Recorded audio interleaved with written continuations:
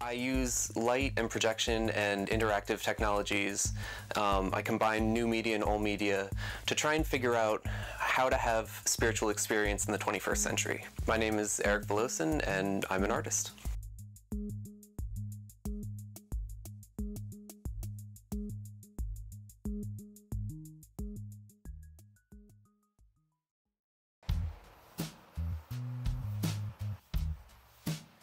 So I've always been interested in the intersections of art and spirituality.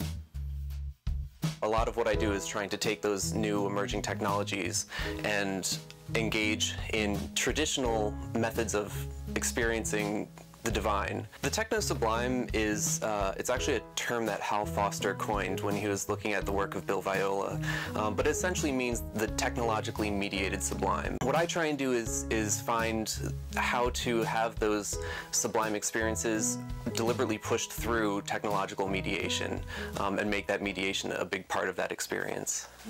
If you can look closely, there's little scratches. In this case, they're arced scratches. And when the light hits these scratches, the slight depth in the scratch actually causes the light to separate and refract out. And you get a focal point where the light the glimmer of light reaches your eye. And depending on the diameter of the scratch, you get the focal point at different distances. So you can actually construct point by point a sort of almost pixelated mapping of a three-dimensional object in space, in perceived space. Technology is a way of the body engaging in the world. A lot of what I'm trying to do is not only with digital and new technologies, but also with old traditional technologies, painting, drawing, and simply the body and interactivity. I found light to be really important.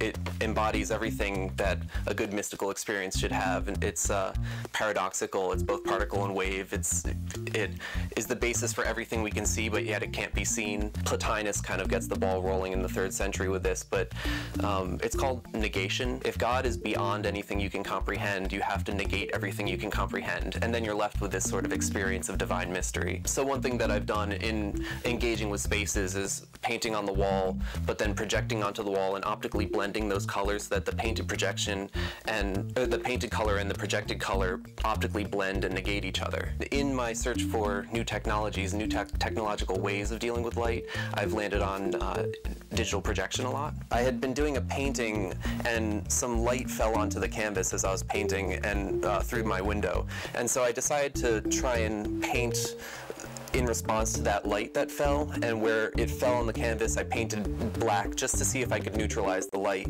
and see what the possibilities in the spectrum, how wide of a color range I could use. These 3 squares are actually painted on the surface, and this one is digitally projected. And so by moving it around and tinkering with the color, I'm able to create different effects of color blending.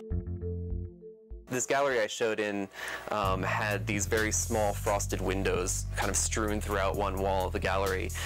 So rather than see it as a very problematic space to put art, I decided to make the show about these windows. And so I used the frosted glass as a rear projection screen and projection mapped interactive imagery into those squares. And you could see it from inside or outside of the gallery depending on what time of day it was.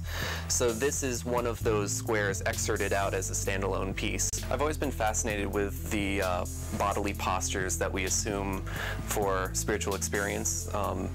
The way the body is a necessary component to engaging with the spiritual, which is why we have things like yoga, and how technology is just as increasingly inherently interactive as spirituality has always been.